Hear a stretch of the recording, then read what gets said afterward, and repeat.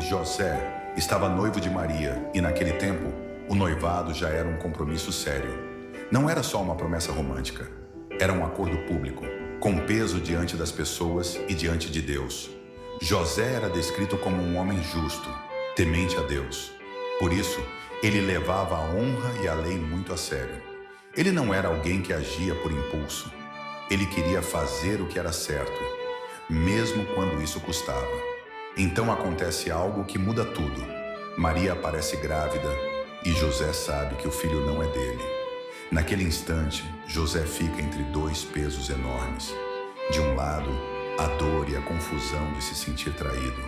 Do outro, a preocupação com Maria, porque ele sabia o que a lei e os costumes podiam permitir. Ele poderia expô-la publicamente, e isso traria vergonha e consequências graves para ela. Mas José não queria destruí-la. Mesmo sem entender o que estava acontecendo, ele decide agir com misericórdia. Pensa em deixá-la em segredo, de forma discreta, para não a humilhar. É a escolha de alguém que tenta fazer o bem, mesmo com o coração apertado. É exatamente nesse ponto que Deus intervém. Enquanto José ainda carrega a decisão por dentro, um anjo do Senhor aparece a ele em sonho. E o anjo chama José pelo nome e também pela identidade: José, filho de Davi. Então o anjo diz a frase que muda o rumo de tudo: não tenha medo de receber Maria como sua esposa. Não tenha medo do que vão pensar. Não tenha medo do futuro. Não tenha medo de obedecer. E logo o anjo explica o impossível. Aquela gravidez não era fruto de pecado, nem de traição. O que nela foi gerado é do Espírito Santo. Ou seja, Deus estava fazendo algo que José não poderia enxergar com os olhos, apenas com fé. O anjo continua e dá direção clara.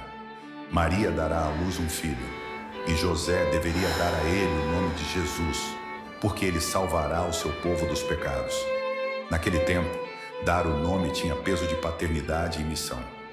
Ao fazer isso, José assumiria publicamente aquele menino como seu filho. Ele protegeria Maria e escolheria ficar ao lado dela, cumprindo o plano de Deus. Quando José acorda, ele faz exatamente o que o anjo mandou. Em vez de seguir a lógica da vergonha e do medo, ele escolhe a obediência. Ele recebe Maria, permanece ao lado dela e aceita seu papel nessa história, não como alguém que entende tudo, mas como alguém que confia. E assim, no silêncio de um sonho e na coragem de uma decisão, Deus transforma um momento de crise em começo de esperança. Porque o Salvador estava chegando e José foi chamado para cuidar do início dessa promessa.